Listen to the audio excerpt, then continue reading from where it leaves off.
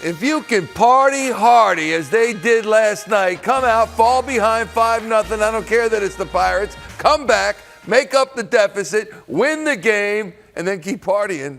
They're not just cruising into the playoffs, your Phillies, as we welcome you to Phillies Postgame Live, presented by our friends at Cure Auto Insurance. This is Ricky Bo, Talico, Ben Yamin, Ben Davis, Ruben Amaro Jr. in a moment. And I mean what I say. They're a major league team, the Pittsburgh Pirates. They don't know that they don't care that the Phillies have clinched a playoff spot in the top wild card spot. They put a 5 spot up on them. Wait a minute, they're going to come out and play. There's no doubt about that. They're not going to lie down. I mean, obviously, the Pirates came in yesterday trying to win a ball game. They're just trying to prove something for years to come. But I look at it this way. The 2 starting pitchers were pretty non-existent in this ball game, as a matter of fact. The Phillies bullpen, out freaking standing. Are you kidding me? Yeah, 4 1/3 innings, 9 strikeouts. They only gave up a couple of hits. I liked what I saw there. I love what I saw from Soto. A lot of good things coming out of the bullpen. And Stubbs, we call Bryce Harper Superman. You better come up with something for Stubbs, because you asked me before the game, Michael, are you worried about the Phillies kind of fading out as they go into the playoffs here? Because these games, as Garrett Stubbs said, they don't mean a whole lot. And I said no, because of their professionalism. And I think that really showed through tonight in the fact that they got down 5-0. They could have just hung their heads and said, it was a long night last night. They're up 5-0. We'll just, put a bow on this one and just get them tomorrow. They don't have that. That's not their mentality. It's not in their DNA. And I think that's what makes them the ball club that they are, and they find themselves in the spot that they are because of how professional they are. Yeah. There's a realization that this team goes out there and they know they have to play the 9 innings every night. And they say, what the heck? We might as well win the ball game. I mean, we have to go out there and play those 9 innings anyway, so we might as well win the ball game. And I asked you, and we'll probably ask the kitty cat here in a second. I look at the lineups tonight. Okay, the Phillies had their B team, with the exception of really Stott and Harper. Is that fair to say? Yes. Both of you. Mm-hmm. I want you to look at both lineups, and you tell me: would you rather have the Phillies B lineup or the Pirates A lineup? Phillies B lineup. But let's ask Kitten. All right, let's ask Kitten. Couldn't we? Yes. Let's go across the street. We check in with the former Phillies outfielder himself, former Phillies general manager. There he is in the booth, Ruben Amaro Jr. What do you say about a win like this, Ruben? They've won 7 straight. That is a season best. They are at 89 wins. They're going to get to 90 wins. I mean, I think that is a little bit more perhaps than most people forecast for this season.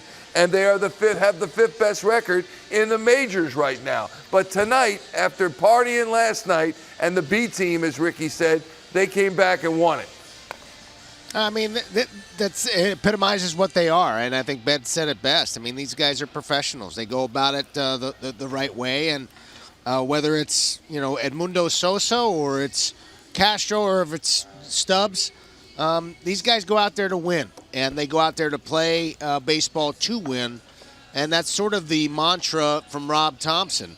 Do what you got to do, whatever it takes to get a W and put a W on the board. And I think the fact that they do that and they do play the 9 innings, as you said, Michael, that puts a lot of pressure on teams. I think that they know that in the back of their minds when they know the team is just not going to stop grinding.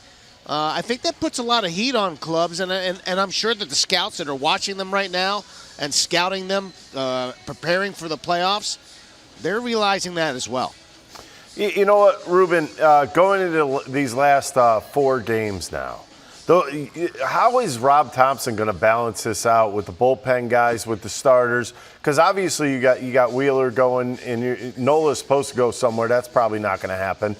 How is he going to balance this out so nobody gets blown out here?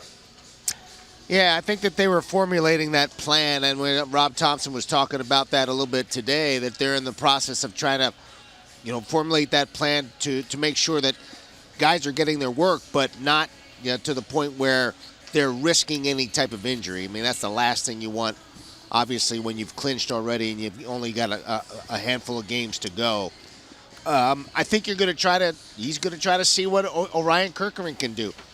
He's going to probably see what guys like Lorenzen can do in the bullpen. You may even see, other guys.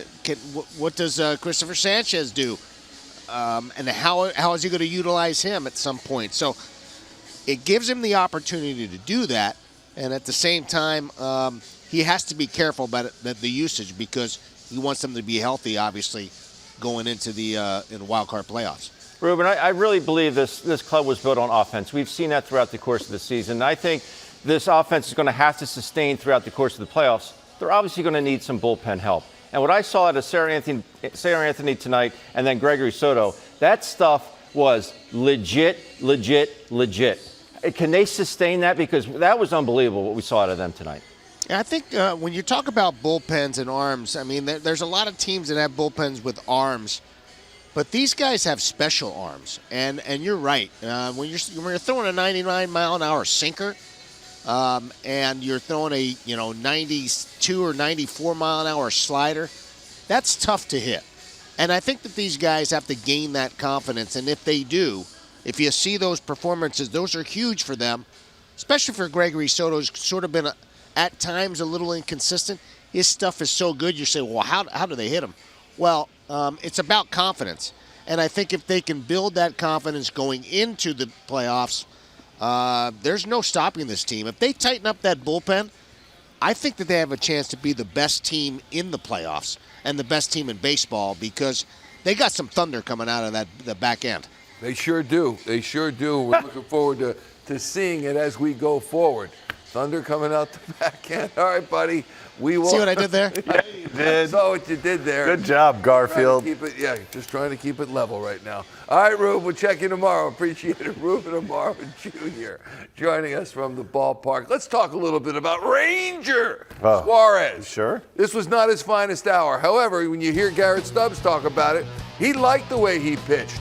4 2/3, 9 hits, 6 earned runs, 4 strikeouts, 2 walks, and 90 pitches. He only threw 7% four-seamers. It's something, those better pitches that he has with the changeup, with the good breaking ball, they only get better when his fastball command is on. And it was not on tonight. A couple early walks, and they came back to bite him. But again, 48 walks on the season, just very un-Ranger-like. Yeah. And I think, wait a minute, I think a lot of the comparison comes from last year and what he did last year, where his location was into the right-handed hitters. Always in on the hands, but he could also throw right in there on the corner for strikes. And then it opened up everything on the outside part of the plate. Now what you're seeing is he's trying to get in there and he's leaving the ball out over the middle of the plate and sometimes even leaving it on the outside part of the plate. Can that we to me write is it off to a party last night? No, because he's been doing this for a couple months Well, now. his last 3 starts were good. He's had a couple of really good starts. So. But I wouldn't. I'm not digging too deep into this one. In Ranger we trust. If you're big league hitters, at some point, if they're sitting on a slider and you hang one, they don't come back. You're going to have the catcher reaching. Give me another one. Give me another one, Angel. I got to throw it back.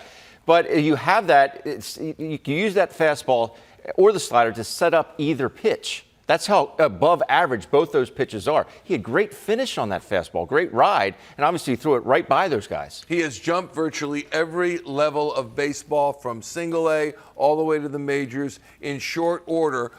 Does it give you pause now to say he's going to be on this playoff roster, or do you think he I don't really have pause because I think they could use him. They could use an electric arm, and they could use a guy that has no fear. I think he checks those boxes, but he's going to have to keep pitching here. As the week goes on. I don't think he's one of those guys that's going to get shut down for the playoff period. I think you want to see a little bit more of him. I just looked over his pitch. I'm not sure how many pitches he threw exactly. I would say somewhere near 20. He threw 3 fastballs. Got to be able. You got to have trust in your fastball. Threw 23 pitches. Yeah, 23 pitches. So 20 breaking balls. Let's get to his manager right now, Rob Thomson, on the night.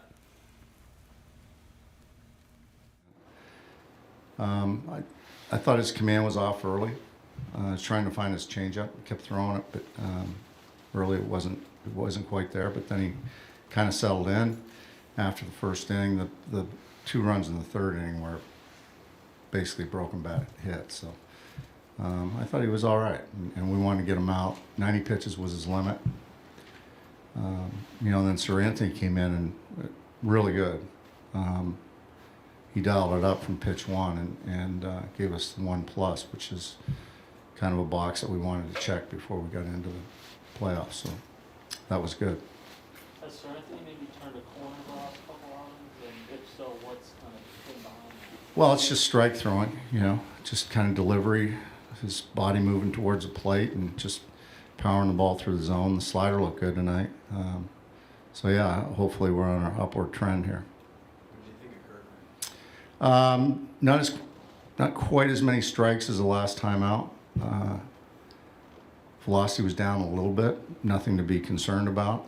The thing that I really thought was interesting was that when he got the violation, where he started up before the hitter was engaged with him, it didn't affect him whatsoever. He came back and threw 2 strikes and struck the guy out. So that shows me something about his poise and his focus. So that was good. So in your opinion, like nothing has changed in terms of your positive feelings, I guess? No. What he might do? No, not whatsoever, no. On that note of poise, what did it say that he was able to work out of the jam? Absolutely. That says a lot about him. It's the first time that he's given up a base runner in 2 outings, and he worked right out of it. Especially after getting that violation on the last hitter, he just settled in. It was almost like it locked him in, and he went right after the hitter and struck him out. And first major league win, so that's good. Was there a little extra excitement in the dugout when Stubbs hit the home run? Oh, no doubt. I mean, everybody just pulls for Stubby, He's kind of the guy, the energy guy in the clubhouse and in the dugout, and he's a great teammate. I mean, one of the best teammates I've ever been around, and so everybody pulls for him. What makes a great He's just there. He's there to help everybody, help the pitchers. He's always there to keep everybody, happy and keep the energy level up. He'll do anything to help anyone, and that's him. Did you or anybody in the dugout find the humorous aspect to his home run after how much fun he had last night in the clubhouse? Well, it just goes to show you he didn't. He's a gamer. He can. He's got a little, I don't know, Yogi Berra in him or something. I don't know. But he comes to play every day, and he brings the energy every day. It doesn't matter. You've repeatedly talked about the resiliency of this team. This was the day after a clinch. A lot of your regulars are getting a rest. You're down 5-0, and you still win the game. How encouraging do you think that is going into next week? Yeah, well, I think it tells you a lot about the players that hadn't played a lot, and now they come in and they're playing for something too. They want to, they're looking. Some of them are looking for jobs next year, for jobs on the playoff roster, for whatever, and they don't quit. And I think that's a great sign for the entire club. How did you feel when you woke up this morning? Or this afternoon? I felt great, actually. I was probably still a little hammered from the night before. And then you hammered one tonight. What did it feel like for you to finally get that first one off here? Yeah, all it took was a bunch of champagne, drinking all night, and going out. And the next day, there it was, the homer. So it was fun. It was fun to get a win after all the celebrations last night. Is there a lesson to be learned in that? You can take it for what it is. I don't think so. I mean, have you always been kind of like the life of the party here, or is this more of a Phillies thing? You'd have to ask my friends. I think that they would tell you that I like to have a good time. Hopefully we get to do a lot more of that here in October. So I love popping champagne. I think the rest of the guys in the locker room do too. It's kind of made you a little bit of a fan favorite, a cult figure here, I guess. Is that right? Yeah.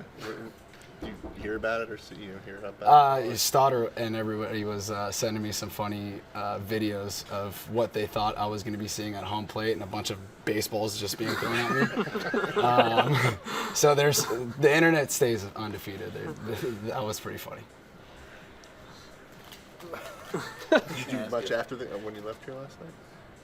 We went over to Xfinity and had some fun too. I did not get on the bull. If we win the World Series, you can find me on the bull. What did you think of Kirker out of curiosity? Disgusting. I felt like that slider could be thrown every single time. It was cool to see him get a punch out there with the 2 heaters. He shook to the second heater when they punched the guy out. And I laughed to him. I said, "Hey, if you shake your first shake in the big leagues a strikeout, that's pretty good." So it was fun to see him go out there and have a good inning, and had some traffic on the bases. Always interesting to see how that goes. Your first time you got runners. So I think last time you had a clean inning, 1, 2, 3. So he gets a runner at second base and still stays with this stuff and got 3 outs there with no runs. What was it? You went out and talked to him, right? Yeah, that was just more so to give him time. With the pitch clock now, it just feels like things can start getting rushed. It looked like he needed an extra second, so I went out there just to make sure he had an extra second to gather himself and get back in the zone. What is it like catching that slider? It's a lot of fun. When guys have stuff as good as his, it makes my job really easy. Makes JT's job really easy. So it was fun to see him go out there, and that was my first time even seeing it. I hadn't seen it in a bullpen yet, so pretty much right away that that's a pitch that'll play at this level. Do you follow much of the minor leaguers, or was he a surprise to you when he came up? Or I think he was a surprise to a lot of guys, or a lot of people. I think maybe not, but I don't pay all that much attention to it. I leave that to Thomson and the guys in the coaches' locker room to make those decisions. But it's good to see a guy like that coming up through our system and being able to help now and hopefully lead us through October.